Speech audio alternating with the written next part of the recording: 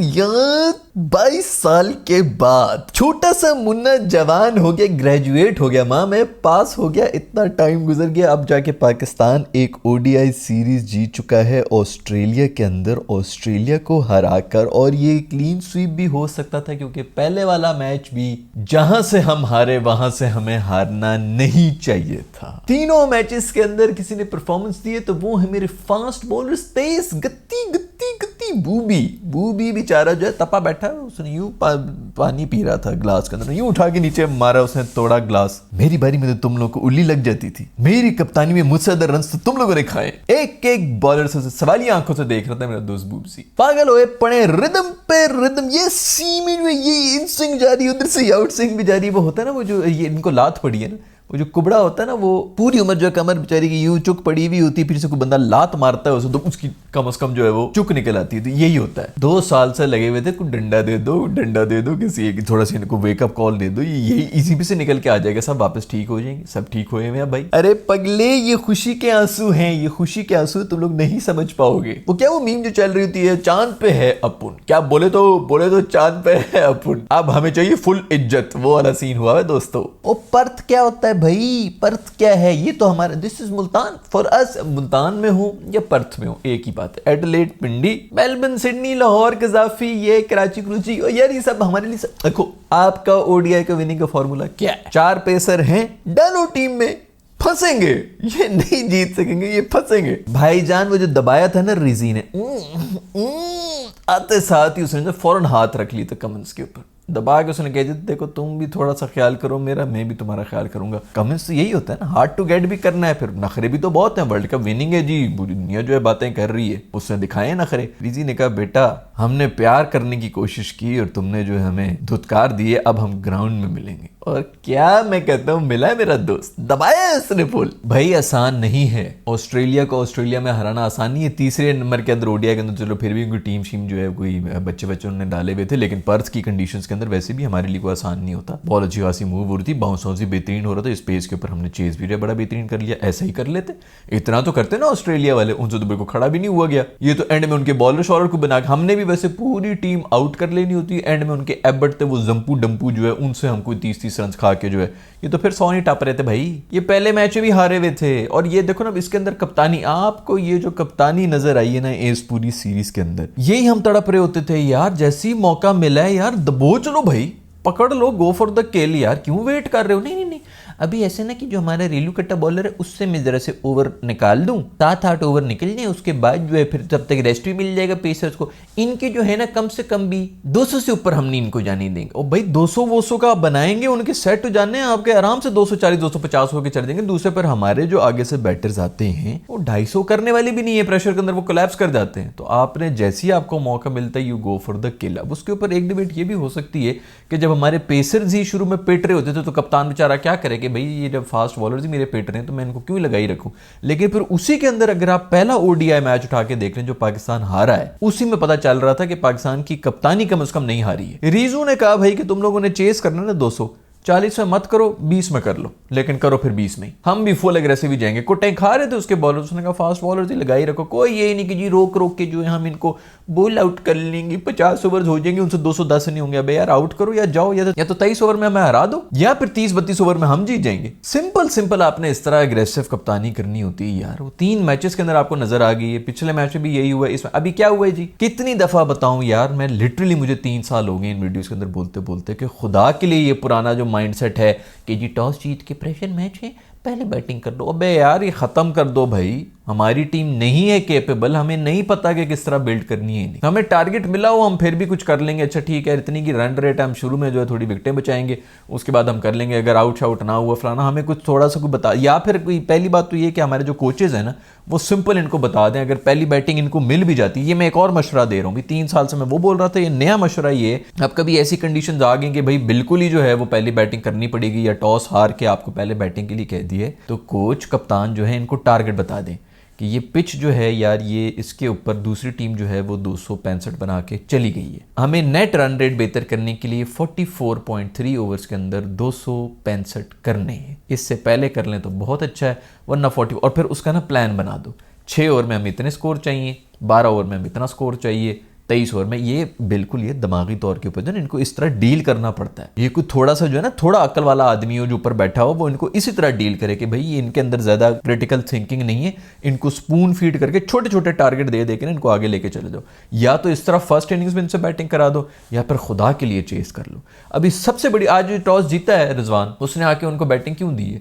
इसलिए कि बॉलर्स का आपका जो है वो रिदम टॉप के ऊपर है, वो कॉन्फिडेंस उनका लेवल ऊपर हुआ है।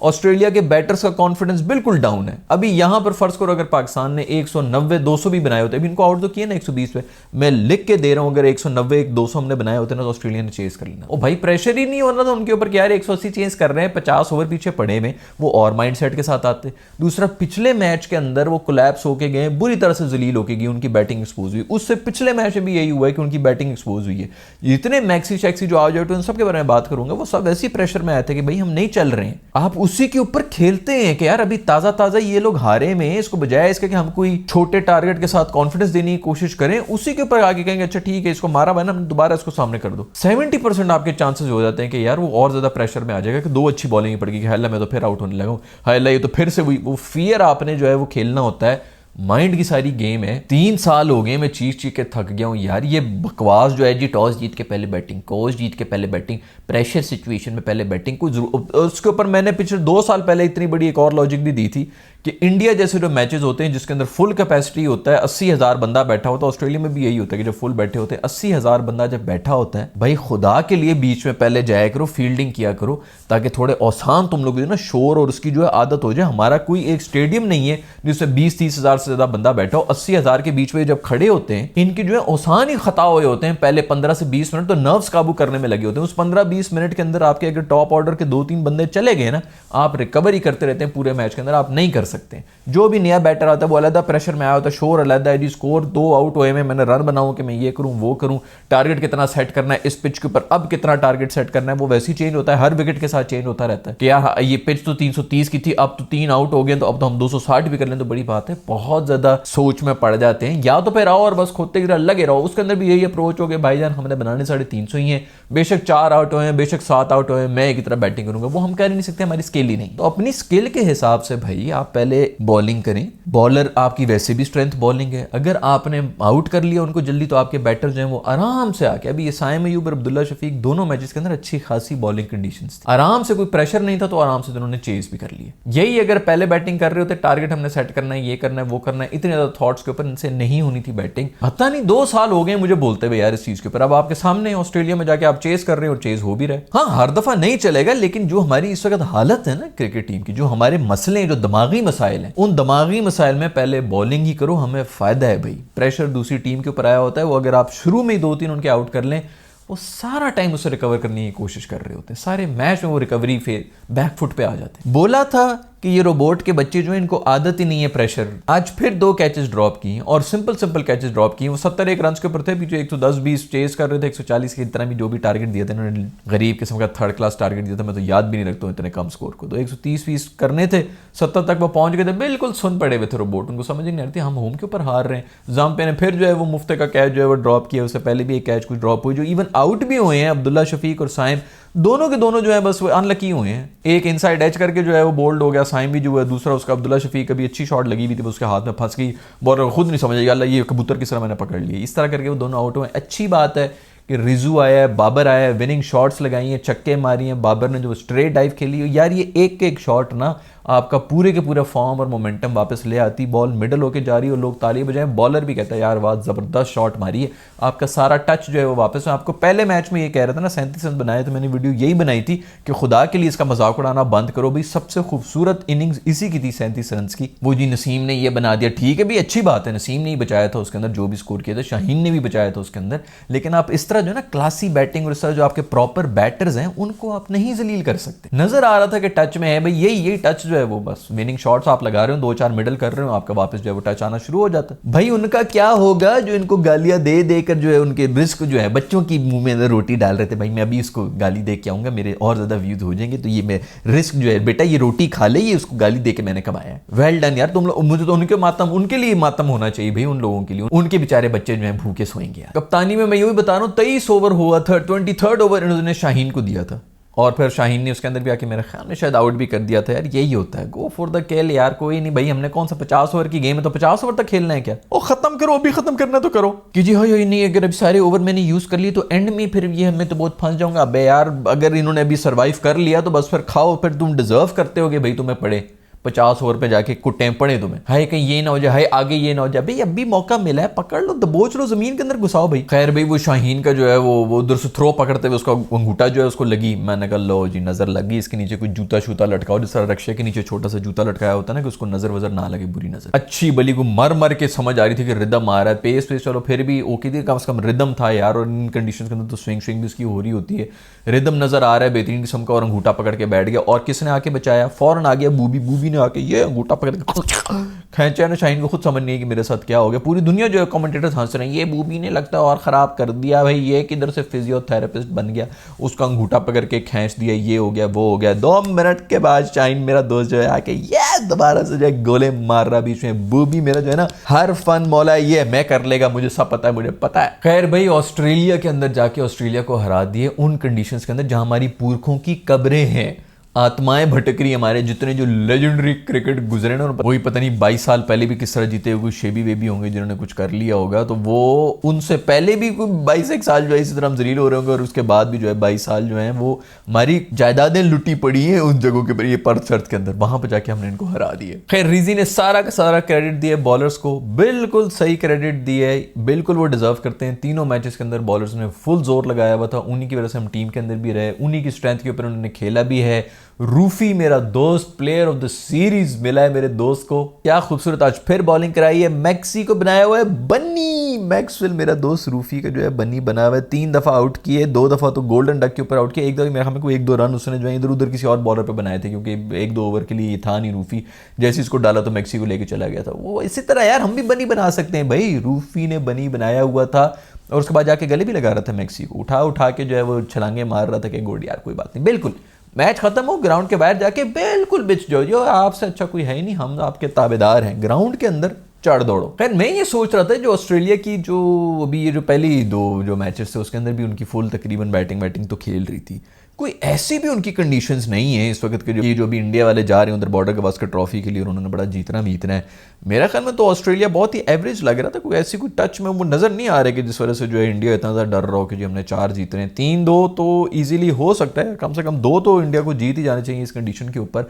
I might be wrong is well, red ball के ऊपर थोड़ा डिफरेंट सीन होता है, एक तो अभी इसके अंदर पिंक बॉल का भी टेस्ट होगा तो उसके अंदर शायद कुछ और ही सीन हो, ऐसी भी कोई फॉर्म में नहीं है। और स्पेशली अभी पाकिस्तान से हारने के बाद जो है वैसे भी उनको धचका तो लगा होगा कि भाई पाकिस्तान से भी हार गए तो प्रेशर में तो आए होंगे, अपनी होम के ऊपर हारे ना भाई। तो मेरा ख्याल में तो इंडियंस भी ये सब देख के बड़े खुश हुए होंगे कि भाई ये तो अब इंडिया का भी चांस बना हुआ है, ये भी इनको जाके हरा सकते हैं। पहले दोनों में बैटिंग एक्सपोज हुई है, जरा सी अच्छी पेस बॉलिंग हुई है तो उनसे नहीं संभाली गई, हालांकि उन्हीं की कंडीशंस हैं। और तीसरे वाले में तो चलो नए बच्चे थे तो उसके अंदर फिर भी, लेकिन असूलन तो जहां से वो पहले वाला भी हम हारे हैं वहां से हारना नहीं चाहिए था, क्योंकि इनके बॉलर्स ने आके फिर चेस किया था, 40-50 रन बॉलर्स ने एंड में आके बनाए थे, तो ये किस्म का वाइट वॉश होके जाते, एक्सपोज तो ये उस मैच के अंदर भी हो गए थे। खैर भाई मैं तो वो बस मैक्सी जो बनी बना हुआ ना, मैं तो लास्ट टाइम पता नहीं कब देखा था, डेल स्टेन को मैंने देखा था हफीज साहब के सामने करके हंस रहा होता था और वो सब चीजें, ऐसा कोई बनी बनाना जो है वो जो बनाया ना मेरे दोस्त रूफी ने मैक्सी को। मैक्सी भी जो है मैक्सी गुस्से में था असल में, मैक्सी हुआ ही है, अंदर की खबर ये है, मैक्सी आते थे ग्राउंड के अंदर रूफी आके देते या मैं रहूंगा यहाँ पे या ये रहेगा, और बस वो नाराज होकर चला जाता था। 9 बॉल्स खेली उसने, मैं रूफी की 2-3 दफा आउट हो गया उसके हाथों। उसी से मुझे याद आया कि वो एक पता नहीं कोई वो स्टैट चल रहा था कि रूफी ने कोई 200-300 बॉलें करा दी हैं, 1 छक्का खाया हुआ ऑस्ट्रेलिया के अंदर, और वो जो कोहली साहब हैं उन्होंने वो 2 छक्के मार दिए थे 8 बॉलों के ऊपर। बस उस दिन बेचारे का दिन नहीं था इन कंडीशंस के अंदर। कोहली साहब उस वक्त वो किसी और जोन में ही थे, वो कुछ और ही चल रहा था उस वक्त, जो मैं भी देख रहा था। मैं दोस्तों को ये कहता कि बस ये कुछ और हुआ है भाई, ये रियल है, ये ह्यूमन लाइक एक्सपीरियंस नहीं है जो इस वक्त इस बंदे के थ्रू जो है वो जा रहा है। तो बस उसने खाने थे बेचारे ने, 300 बॉलों पे 1 छक्का खाया और उस दिन जो है वो 2 छक्के खा के आउट हो गए बेचारे। बोला था ना भाई,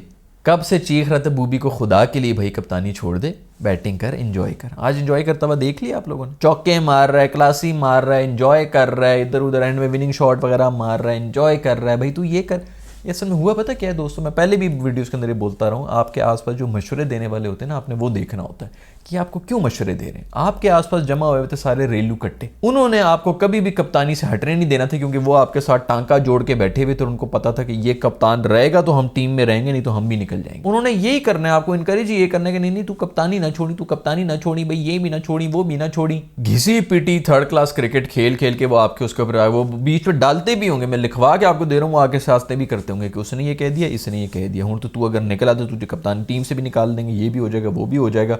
उन सब रेलू कट्टों से मशवरे ले लेके इसने जो है कप्तानी भी पकड़ी हुई थी, और पीछे सारा पर्पस सिर्फ ये था कि अगर ये कप्तानी से गया तो हमारी टीम में जगह कोई नहीं बनेगी। तो ये जो भी बंदा इस वक्त ये मेरी वीडियोस देख रहे होते हैं, बहुत से जो है मैच्योर लोग जॉब्स वगैरह के ऊपर बैठे हुए होते हैं और उनको पता नहीं होता कि इन्फ्लुएंशियल पोजीशन के ऊपर होते हैं। आपके आसपास ऐसे रेलू कट्टे हमेशा जो है वो आपको घेर लेंगे।